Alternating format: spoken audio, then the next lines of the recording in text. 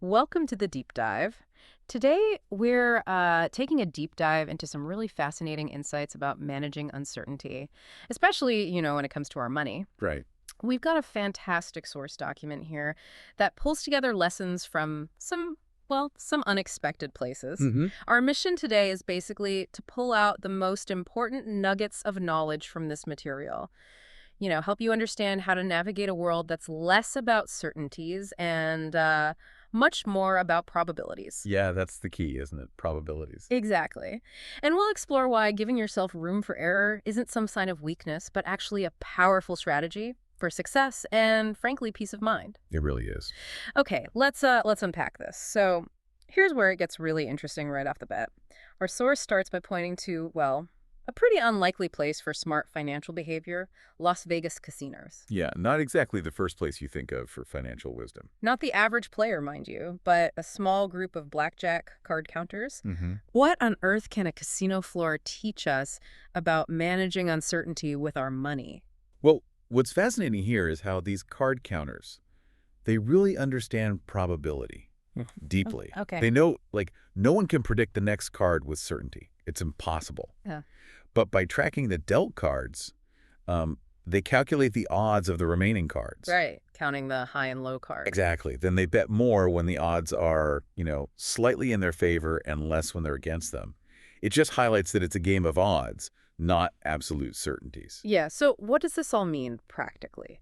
The system works because it slightly tilts the odds from the house to the player, just slightly. A small edge. But the key is humility. Mm. Even with a statistical edge, like say a 2% edge over the casino still wins almost half the time. 49%, according to the source. Yeah, that's crucial. You absolutely have to be prepared for those swings of bad luck. So how do you prepare for that? Well, this raises that important question. Kevin Lewis, who is a successful card counter, he emphasizes having enough money, enough capital, to withstand those bad swings. Ah, the bankroll. Exactly. A rule of thumb he suggests is having at least 100 basic units. So for example, if you start with $10,000, you could maybe comfortably play a $100 unit. Okay, so you're cushioning yourself against the inevitable losses. Precisely. It's not about avoiding loss, it's about making sure a loss doesn't wipe you out. And this idea, this giving yourself room for error, it connects directly to Benjamin Graham's, classic concept of margin of safety. Absolutely. It's acknowledging that uncertainty and randomness and just plain chance are, well, they're ever-present parts of life. Always there. It's really the only effective way to safely navigate a world governed by odds, not certainties. And almost everything related to money exists in exactly that kind of world. Almost everything. Yeah. And if we connect this to the bigger picture, forecasting anything with precision is just incredibly hard. It's obvious to a card counter looking at a deck, right? But it's somehow less obvious to someone asking about, say, stock market returns over the next 10 years, or even setting a retirement date. We want those definite answers, don't we? We do. We tend to want black or white answers, but Mhm. the smart way to proceed is really in that gray area, pursuing things where, a range of potential outcomes are acceptable. But people underestimate this need for room for error in almost everything they do with money, it seems. Stock analysts give these precise price targets, not ranges. Economic forecasters predict exact GDP figures. Yeah, down to the decimal point sometimes. And let's be honest, pundits who speak with that unshakable certainty, they often get bigger followings than those who admit, look, we just can't know for sure. There's definitely a psychological reason for this. Max Bazerman at Harvard, a psychologist, he showed that people overestimate their ability to accurately predict their own plans. Oh, interesting. Like my own kitchen renovation? Exactly. More than they overestimate someone else's renovation plans. It's driven by two things, really. First, that uncomfortable feeling of admitting you don't know the future. Yeah, nobody likes that. And second, this sort of perceived harm of not fully exploiting what looks like an accurate view of that future, even if it's probably flawed. It's commonly seen as like a conservative hedge. Room for error is for people who don't want to take much risk. That's the perception. Right, the cautious approach. But our source argues it's actually, well, quite the opposite. It is, because room for error lets you endure. It lets you withstand a range of potential outcomes. And endurance is just critical, Why endurance specifically? because it lets you stick around long enough for those low probability but really big gains to eventually fall in your favor. The biggest opportunities, the biggest wins, they often happen infrequently, Hmm. or they take a long time to compound. You have to be in the game to win the game, basically. That's it. Think about Bill Gates.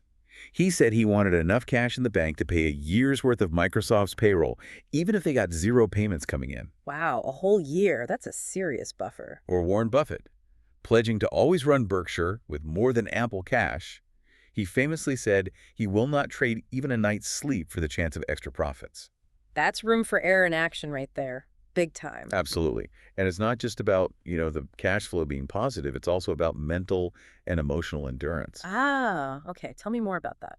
Well, think about it. A 30% market decline, that can absolutely shoot your confidence. People quit investing after big losses, often not because they're technically broke, Right. but because they're just physically and emotionally exhausted, Ah. worn out by the stress and the second guessing. That's a really powerful point. Spreadsheets, they're great with numbers, but they don't model how you'll feel at 2 a.m. wondering if you made a terrible mistake that's going to hurt your family's future. Exactly. That gap between what you can technically endure on paper and what's emotionally possible for you, that's a huge, often overlooked version of room for error. So how does this apply to something like, say, retirement planning? Well, it applies directly. History shows the U.S. stock market has returned, an annual average of about 6.8% after inflation since the 1870s. That's the long-term number. Okay, the standard benchmark. And while that's a reasonable estimate to start with, what if future returns are lower? I mean, significantly lower. Or what if your retirement date happens to fall right in the middle of a nasty bear market like 2009? Exactly. Or you just get scared out near the bottom and miss the recovery of the next bull market. Happens all the time. So this solution, according to our source, it's pretty simple. It is elegantly simple. Just use room for error when you estimate your future returns. Build in a buffer. How much buffer, though? Well, the author admits it's more art than science. For their own personal investments, they assume future returns will be, get this, 1/3 lower than the historical average. A full third lower. Wow. Yeah. And because of that assumption, they save more. That's their margin of safety. It lets them sleep well at night. It reminds me of that Charlie Munger quote, "The best way to achieve felicity is to aim low." That's it, precisely. It's about setting yourself up so you can still succeed even if things don't go perfectly according to plan, which they rarely do. Now, there's a related idea here, isn't there? Something about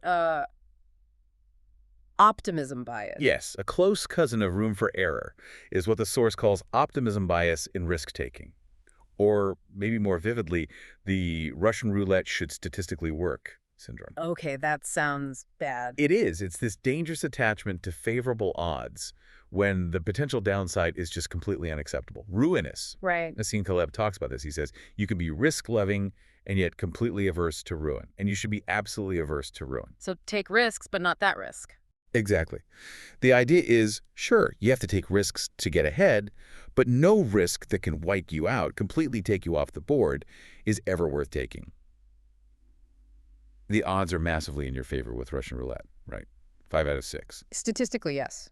But the downside isn't just losing. It's total, irreversible ruin. The potential upside doesn't justify it. There's no margin of safety for that. And the same applies to money. Lots of things usually work out. Real estate prices generally go up. Paychecks usually arrive. Most of the time. But if something has, say, a 95% chance of being right, that 5% chance of being wrong means you will experience the downside eventually if you play long enough. Almost certainly, yeah. The improbable becomes probable over time. And if the cost of that downside is ruin, the 95% odds just aren't good enough. Not even close. And leverage, taking on debt to make your money go further, that's often the real devil here, as the source puts it. It pushes routine, maybe even manageable risks, into something capable of producing utter ruin. Our sort of rational optimism most of the time can completely mask the odds of ruin some of the time. We just systematically underestimate the real risk involved. We saw this play out so brutally during the housing crisis, didn't we? Housing prices fell, maybe 30% nationally. And those with high leverage, high mortgages relative to their home value, they faced what the source calls a double wipeout. Explain that. Well, not only were they broke, wiped out financially, but being wiped out meant they had absolutely no opportunity to get back in the game when things were cheap. Ah, right. They couldn't buy low in 2009 or 2010. Exactly. Homeowners in 2009 who lost their homes, or even huge firms like Lehman Brothers, they were just done. Game over. No chance to recover or capitalize. So to navigate this kind of extreme risk, the author thinks of their own money using an interesting analogy. It's barbelled? Barbelled, like weights. Yeah, exactly. Imagine a barbell. Heavy weights on each end and almost nothing in the middle. So they take risks with one portion of their money, maybe smaller high-growth bets, Okay. and are terrified, extremely conservative, with the other, much larger portion, safe assets. So very risky and very safe, but not much in between. Pretty much. It sounds inconsistent, maybe, but it's really about ensuring you can remain standing long enough for your risks, the ones you do take, to potentially pay off. You have to survive to succeed. That ability to do what you want when you want for as long as you want, Right. the source says that has an infinite ROI. It really does. It's the ultimate goal, isn't it? Freedom and control. Now, room for error, it does more than just widen the target around what you think might happen. It also helps protect you from things you'd literally never imagine. Yes, the Yeah. unknown unknowns. And these can be the most troublesome events we face precisely because we don't see them coming. Okay, give me an example. Well, consider the Battle of Stalingrad. There's this story, maybe apocryphal, maybe not, about a German tank unit being effectively defeated not by enemy fire, but by field mice. Field mice? Seriously? Yeah, the story goes they nested in the parked vehicles during winter and ate through the electrical insulation in the wiring harnesses. No way. Yeah, that was almost certainly unimaginable to the tank designers back in Germany. You can plan for anti-tank guns, you can plan for mud, but mice eating your wires. That's wild. You plan for every risk except the things that are too crazy to even cross your mind. And those crazy things can do the most harm because you have zero preparation for them. Warren Buffett seemed to get this. In 2006, when looking for his replacement at Berkshire, he said he wanted someone, quote, genetically programmed to recognize and avoid serious risks, including those never before encountered. Exactly. Not just the known risks, but the ones nobody's seen yet. The source gives some almost comical modern examples, too, from startups its venture capital firm backed. Oh, yeah. Like what? Things like water pipes breaking and flooding entire offices, multiple break-ins, getting kicked out of manufacturing plants unexpectedly, a store being shut down by the health department because of a customer's dog. A dog. Yeah. Even a CEO's email being spoofed during a really critical fundraising round. Huh. Several of these were like existential threats to the companies. Wow. And none of them were foreseeable. Right. Not in any business plan. Exactly. You just can't predict that level of weirdness. Avoiding these kinds of unknown risks is almost impossible. You can't prepare for what you literally can't envision. So the key way to guard against their damage, because you can't prevent the event itself, is to avoid single points of failure. Okay, that makes sense. Don't put all your eggs in one basket. It's a really good rule of thumb for life, actually. Everything that can break will eventually break. So if many important things rely on one specific thing working perfectly, and that one thing breaks, catastrophe is probably waiting. Right. Like airplanes having redundant electrical systems, backup hydraulics. Or suspension bridges being designed so they can lose quite a few cables and still not collapse. It's engineered resilience. So bringing it back to money, what's the biggest single point of failure there? For many people, it's probably a sole reliance on their paycheck to cover all their short-term spending needs, with absolutely no savings buffer. So no gap between income and expenses, living paycheck to paycheck. Exactly. No gap between what you think your expenses are and what they might suddenly become due to some unforeseen event. And the trick here, which is often overlooked even by people who are quite wealthy, Yeah. is realizing you don't actually need a specific reason to save money. Go on. Like saving for a car or a house down payment, that's fine, obvious goals. But it's just as important, maybe more important, to save for the things you can't predict or name yet. Saving for the unknown. Exactly. Few financial plans that only prepare for the known risks have enough margin of safety built in to actually survive the chaos of the real world. You know, in fact, I'd argue the most important part of every plan is planning on your plan not going according to plan. That's a great way to put it. So wrapping this up, whether you're a card counter trying to figure out the odds or just, a regular person planning for retirement decades down the line, the lesson seems pretty clear. Humility, acknowledging uncertainty, and deliberately building in that room for error. That can be your greatest asset. It's about constructing a robust foundation for yourself. It really is. It's about building resilience, not just financially, but as we discussed, emotionally too. Yeah. So you can endure the inevitable bumps and swings of life. Right. And just stay in the game long enough for the odds eventually to fall in your favor. It's the ultimate long game strategy, really. So what really stands out to you from this deep dive, maybe think about this. How might planning for your plan not going according to plan? How might that change your approach to the future? Definitely something to consider as you go forward.